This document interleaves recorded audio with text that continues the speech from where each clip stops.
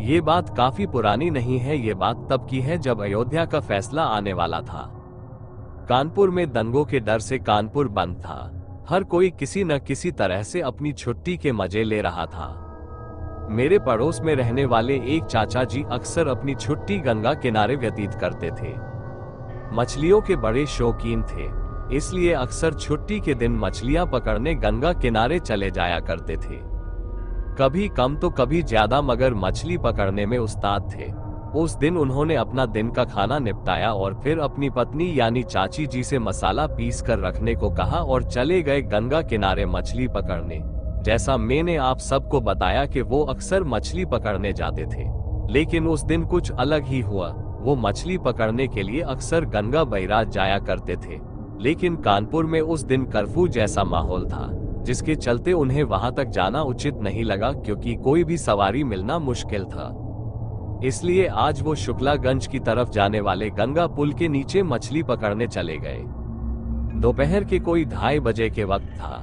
वो अपनी ही धुन में मस्त गुनगुनाते हुए मछलियां पकड़ने में व्यस्त थे, लेकिन 45 मिनट के बाद भी एक भी मछली हाथ नहीं लगी। लेकिन हर मछली पकड़ने वाले में सब्र का सैलाब होता है। वो भी सब्र करे हुए मछली पकड़ने की पूरी कोशिश करते जा रहे थे। वैसे भी गंगा के किनारे की खूबसूरती इतनी मोहक होती है कि वहां बैठने वाले इंसान का दिल कभी भर ही नहीं सकता, तो बोर होने की बात ही अलग है। वो भी अपनी खुशी में मग्न अपने काम में लगे पड़े थे।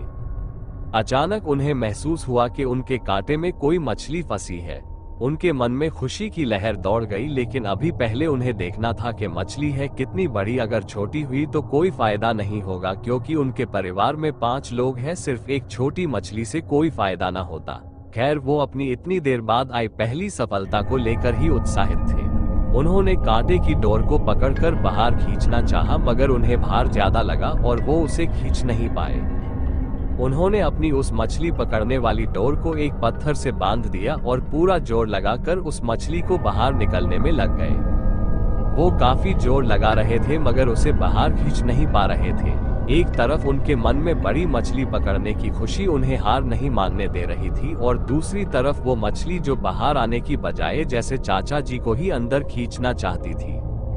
काफी जोर लगाने के बाद जब चाचा जी ने समझ लिया कि ये मछली अब बाहर नहीं आ सकती और न ही कोई और वहां था जो चाचा जी की मदद कर सकता, चाचा जी ने उस मछली को छोड़ देने का फैसला किया और एक आखिरी उम्मीद के साथ थोड़ा सा डोर को ढीला छोड़कर फिर एक साथ अपना सारा जोर लगाकर उसे खींचा। वो मछली बाहर आ गई। ये देखकर उनके चेहरे पर चमक आ गई। वो मछली देखने में करीब 4 फुट की थी और वजन करीब 8 किलो होगा। वो कांटे के साथ उछलकर बाहर आई थी, चाचा जी से करीब 3 मीटर की दूरी पर। चाचा जी अपना सामान वगैरह छोड़कर उसके पास खुशी से गए, ये सोचते हुए कि इतनी बड़ी मछली को अकेले कैसे घर ले जा पाएंगे। वो उस मछली के पास पहुंचे। पहले तो उसे मछली को देखकर दंग रह गए। वो मछली बहुत अजीब किस्म की थी, जैसी उन्होंने अपनी जिंदगी में नहीं देखी थी। काली और थोड़े से हरे रंग के दाग से थे उस मछली पर, लेकिन सबसे ज्यादा हैरान करने वाली बात जो थी वो ये थी कि उस मछली ने अपने मुंह में एक इंसान का सर पकड़ रखा था, मानो जैसे कि वो उसे खाने वाली थी। इस बात से वो बिल्कुल भी नहीं डरे, क्योंकि लाख पाबंदी के बाद भी कभी कभी गंगा में लाशें देखी जाती है, जिन्हें अगर सरकारी कर्मचारियों ने देख लिया वो उसे निकल लेते हैं, वरना न जाने कहां तक उसका सफर जारी रहता होगा। ऐसी ही लाशों को अक्सर बड़ी मछलियां भी खा जाती है। ऐसा ही कोई वाकया समझकर चाचा जी को डर नहीं लगा। उन्होंने सोचा शायद किसी लाश को खाने की कोशिश की होगी इस मछली ने, मगर खा नहीं पाई, इसलिए ये सर इसके मुंह में ही फंसा रह गया। वो मछली बिना तड़पे यथावत पड़ी हुई थी। जो सर उसके मुंह में था उसका पीछे का हिस्सा चाचा जी जो दिख रहा था। मछली की पड़ताल करने के लिए चाचा जी पहले धागा खींचा। दोस्तों, जैसा कि आप लोग जानते हैं, मछली पकड़ने पर कांटा हमेशा उसके मुंह में होता है, तभी वो पकड़ में आती है, लेकिन इस मछली को वो कांटा उसकी पूंछ में लगा था। आमतौर पर पूंछ पर कांटा लगता नहीं है, और अगर लग भी जाए तो मछली उससे आसानी से निकल जाती है, चाहे वो कितनी भी छोटी मछली क्यों ना हो। और इतनी बड़ी मछली पूंछ पर कांटा लगने के बाद भी पकड़ में आ गई। ये दूसरी बार था जो उस मछली ने उन्हें हैरान किया था, लेकिन अब वो इन सब बातों को भूलकर बस ये सोचने लगे कि इस सर को इसके मुंह से निकालकर इसे घर ले चलते हैं। उन्होंने मछली को पलट दिया। अब उस मछली के मुंह में फंसे उस सर का चेहरा चाचा जी की तरफ हो गया।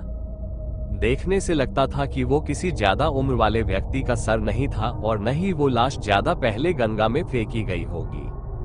उस सर का चेहरा सही सलामत था। वो उसे निकलने की कोशिश करने लगे। फिर उन्होंने सोचा कि सर को हाथ लगाना ठीक नहीं, इसलिए उन्होंने अपने छोटे से थैले से, जिसमें वो मछली पकड़ते वक्त जरूरत का सारा सामान रखते थे, एक छोटा सा चाकू निकाला। उन्होंने सोचा कि मछली के मुंह को थोड़ा सा काट कर फैला दिया जाए तो वो सर बाहर निकल जाएगा, जिसे वो वापस गंगा में फेंककर मछली लेकर चलते बनेंगे। जैसे ही उन्होंने वो चाकू मछली के मुंह पर रखा, उस चेहरे ने आंखें खोलकर चाचा जी तरफ देखा।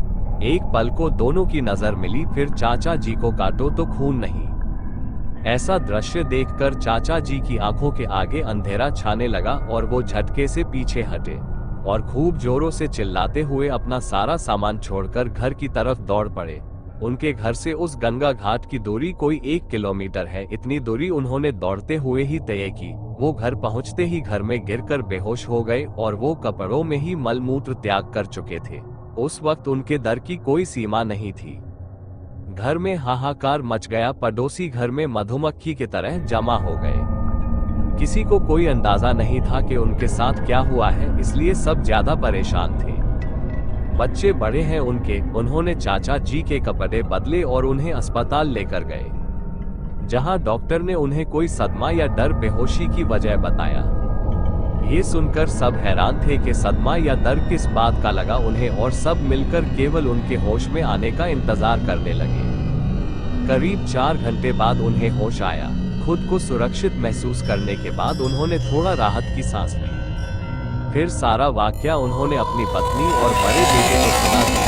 किसी के लिए भी विश्वास करना मुश्किल, लेकिन चाचा जी की हालत उस घटना की सच्चाई को साबित कर रही थी। चाचा अब डर से उभर तो गए थे, मगर उन्हें जोरों का बुखार आए जा रहा था। अस्पताल में सारे डॉक्टर पूरी कोशिश में लगे थे, मगर बुखार में कोई कमी नहीं आ रही। काफी कोशिश के बाद जब उनकी हालत में कोई सुधार नहीं आया तो उनके बड़े बेटे ने तांत्रिक का सहारा लेने का फैसला किया। ना जाने कहां से ढूंढकर वो एक तांत्रिक को लेकर आया। देखने में वो एक साधारण आदमी लगता था, कोई खास बात उसमें दिखाई नहीं देती थी, मगर उसके काम अचूक थे। वो सुबह अस्पताल में आया और थोड़ी देर चाचा जी से बात की और फिर चला गया। शाम को वो दोबारा आया और फिर उसने जो बताया वो सच में चौंकाने वाला था। उसने बताया कि चाचा जी जब मछली पकड़ने गए थे तो उस समय वहां उन्हें कोई नहीं मिला था, न कोई मछुआरा न कोई नाव वाला मल्ला, क्योंकि सब इस बात को जानते हैं। गंगा हो या यमुना या फिर और कोई भी नदी, हर नदी के किनारों पर घटवार होते हैं, कोई बहुत सौम्य व्यवहार वाले तो कोई अत्यंत कठोर। ये इन नदी के किनारों के रक्षक होते हैं। जरूरी नहीं एक ही रक्षक हर वक्त किनारों की रक्षा करता हो। ये घटवार भी कई सारे होते हैं, हर किसी का वक्त होता है। दिन के किस पहर किसको रक्षा करनी है, एक व्यवस्थित तरह से सब कुछ तय होता है। जो लोग अक्सर डूब कर मरते हैं या अकाल मौत मरते हैं और घाट पर उनका संस्कार किया जाता है, उन सबकी आत्माओं और मल्लाहों के भोग से ये और भी शक्तिशाली हो जाते हैं। ये एक उन्मुक्त शक्ति होते हैं। कोई तांत्रिक इनसे टकराता नहीं। अगर ये किसी पर नाराज भी होते हैं तो तांत्रिक केवल इन्हें खुश करके ही इनका साया हटा पाते हैं। अगर किसी पर ज्यादा नाराज हो जाए तो उसे अगली सांस लेने का मौका भी न दे, और अगर किसी पर खुश हो जाए तो जिंदगी भर उनकी रक्षा करते हैं। नाव वाले मल्लाह इन्हीं की पूजा करते हैं और इनके आशीर्वाद और कृपा के बाद ही वो अपनी नाव नदियों में उतारते हैं, जिससे उनकी नाव बड़ी सी बड़ी लहरों से भी बच निकलती है। ये अक्सर चिलम, लंगोट, खडाओं और सफेद मिठाई का भोग लेते हैं। इनकी हद में भूत प्रेत तो क्या देवता भी नहीं आ पाते। हमेशा किसी भी नदी के तट पर नदी में नहाने से पहले घटवार बाबा की जय बोलकर पहले नदी के पैर छूने चाहिए, फिर नहाना चाहिए। ऐसा आज भी घाटों पंडित और महंत बताते हैं। चाचा जी के साथ भी ऐसा ही कुछ हुआ था। जिस वक्त वो मछली पकड़ने गए थे वो वक्त वहां के एक शक्तिशाली परंतु एकांत पसंद घटवार का वक्त था। वो मछली और वो सर उस घटवार ने तुम्हें सिर्फ डराने और उस वक्त पर वहां न आने के लिए दिखाया था। उस तांत्रिक ने बताया कि वो घटवार उन पर नाराज नहीं है, केवल उन्हें डरवाना चाहता था और उसी डर की वजह से ही उन्हें बुखार आ रहा था। फिर तांत्रिक ने चाचा जी को अस्पताल से छुट्टी लेने की सलाह दी और कुछ भोग के साथ चाचा जी को उसी समय पर जिस वक्त वो मछली पकड़ने गए थे वहां अकेले जाने को कहा।